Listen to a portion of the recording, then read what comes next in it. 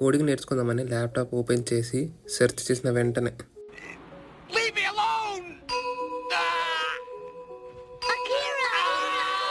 నిజంగా కోడింగ్ నేర్చుకోవడానికి డబ్బులు పెట్టాలా? నో. ఇంగ్లీష్ వస్తే పైథాన్ వచ్చింది, దానికి ఎందుకు 4500?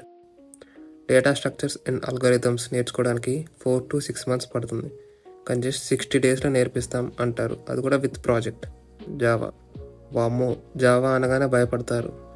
పైథాన్, జావా, సి కాకుండా ఇంకెన్ని లాంగ్వేజెస్ ఉన్నాయో తెలుసా? అసలు అందరూ పైథాన్ నుండి ఎందుకు స్టార్ట్ చేస్తారు కోడింగ్? ఎప్పుడైనా ఆలోచించారా? Brain wash. ల్యాప్టాప్ ఉంటే చాలు, చాలా ఆన్లైన్ రిసోర్సెస్ ఉన్నాయి, దాంట్లో ఒకటి చూస్ చేసి నేర్చుకోవడమే.